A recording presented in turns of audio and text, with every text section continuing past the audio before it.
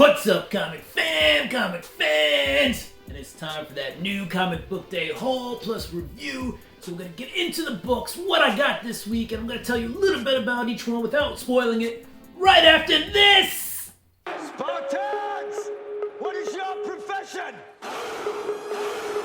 Welcome back! Don't forget to subscribe, hit that notification bell, go ahead and throw me a thumbs up, comment down below. Let's get into the books. First off, we got New Avengers #1, the Jonathan Hickman series.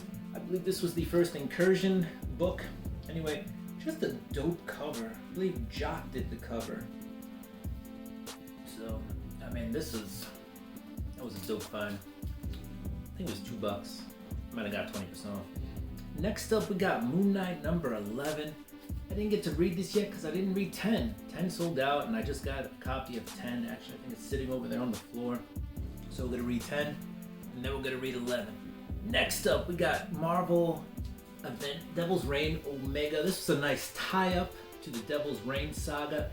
If you read it, you know what happened. If you didn't read it, you probably heard people talking about it. Kingpin, basically takes over New York, Manhattan, the 5 boroughs, makes being a vigilante illegal, brings back the Thunderbolts.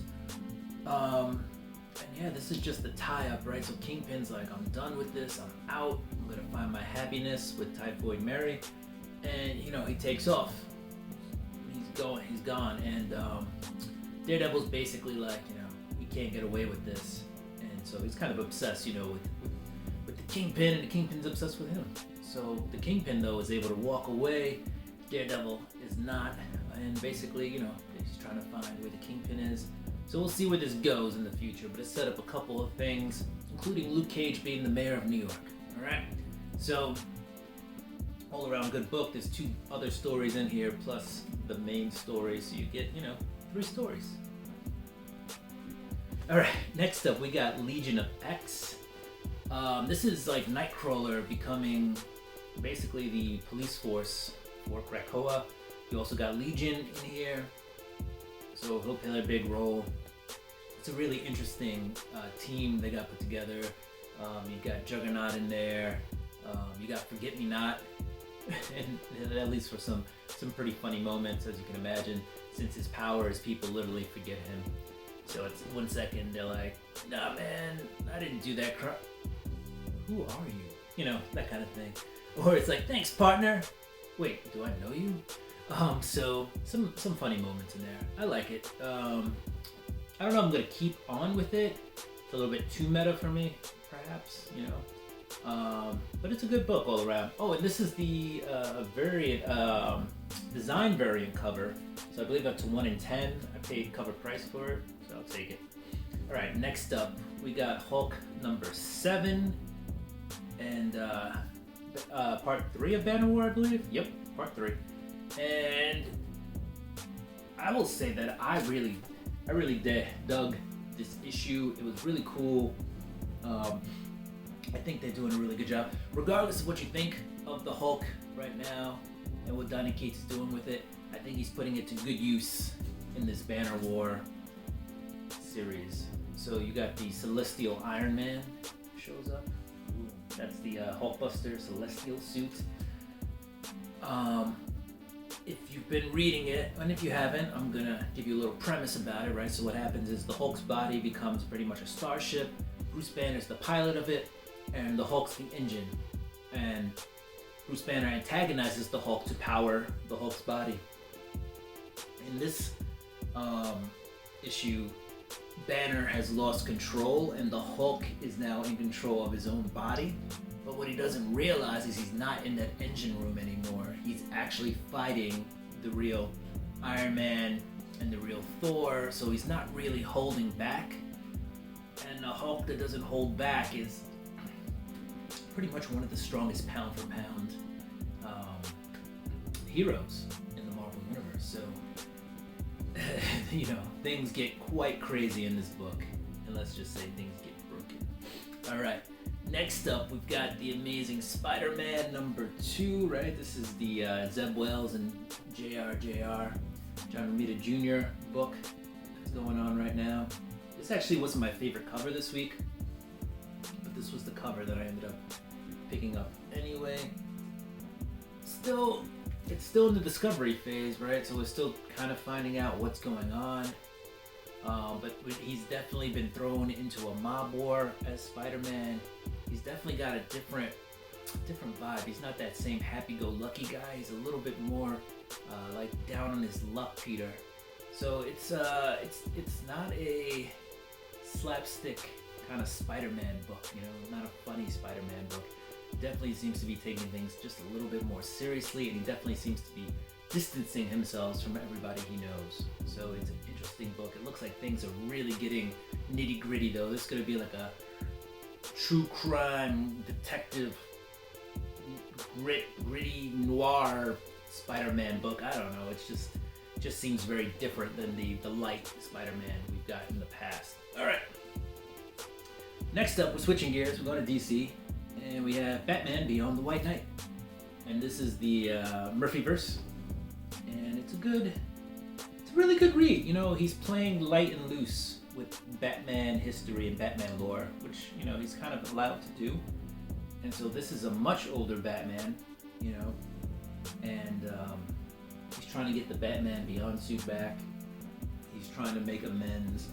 One of Joker's kids, spoiler, has run away from home, so he's trying to recover that. All the meanwhile, he's trying to stay out of jail because he broke out of jail. So it's really interesting, really good read, you know. And then you got Batman Beyond, Terry McGinnis in the background. Hasn't really taken a lead in this book, right? So the Terry McGinnis, the Batman Beyond actual character, hasn't been at the lead of Beyond the White Knight, but things I think are about to go down. You know, Powers is setting up things in a very brutal way for Batman, and he knows things about Batman that Batman knows he knows, and that's why, you know, they haven't really come head to head yet. But I think it's leading up to a moment. All right, next up from DC, we have Batman Detective Comics 1060, and as you can see, the Riddler's in the driver's seat. But again, very good book. This is Mariko Tamaki. I thought everything was really awesome about this. Even, I think I haven't released on the cover. Cover's awesome, the writing's awesome, really cool. Citizens of Gotham who have never committed crimes in this book are starting to commit crimes, and some of them are brutal crimes. And the thing is finding out why these people are committing those crimes, because they don't seem to be mind controlled per se. It just seems like whoever is having them do these crimes has something on them, or, you know, they just know it's do the crime or die. That's what it seems like. So that's the interesting thing. And the Riddler has a podcast, and he's blasting it, you know, on the radio waves or whatever. And it seems like he has a big part to do in it, but that could just also be, you know, part of the people being forced to do things in the book. But it's a very interesting story so far, with some twists. And then you got the backup story, Gotham Girl Interrupted, which is also a really good Gotham Girl story. So, you know, she's a character that hasn't been always utilized, and it seems like they're utilizing her in an interesting way in this book. All right, moving on. Image Comics. We got Philadelphia. This is issue 22. I gotta catch up on my Philadelphia reading, so I didn't read this one yet. So you can see that's a risque cover. But yeah, it started off with vampires and dead presidents coming back to life, and now we got werewolves. It's a good old classic horror comic. I don't know why I said film. Also, we got Gunslinger Spawn. Still gotta read that. But I've been enjoying the Gunslinger Spawn. You know, he's probably one of the scrappier, if not the scrappiest Spawn. Doesn't have a ton of powers per se, but he knows how to use a gun, knows how to use a knife. You know, he's kind of a man out of time.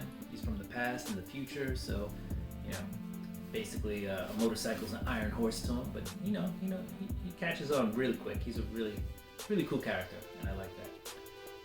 Next up, from Boom Studios, we got Something is Killing the Children, number 23. All right, And Jessica Slaughter is, she's pretending to be you get to see a lot of personality in this one, okay? She's always had like this tough personality. In this one, you get to kind of see her play around a little bit with a relatively young police sheriff in one of the towns she's operating in. Also, we see that the House of St. George is getting really upset with her, like want her dead upset. And so that is it's an interesting read, interesting take. And then we did manage to get this Jenny Frizen, Something is Killing the Children unlockable variant. Basically, it's a one per store, so that was pretty dope. I think it's going for $40 to $50 on eBay right now. I think I snagged it for under 20, so kudos from me. Also, this is a really good read. Let me just say that artwork is still spectacular. Really cool read. We're getting a deep dive into some new characters, and things are going to go down. Like I said, they are not happy with Jessica Slaughter, and they are coming for her. All right. So, if you want a new kind of arc for this, you don't just want the monster killing, but you want our character to face some peril besides from monsters. I think this is a really good book to look into. Right?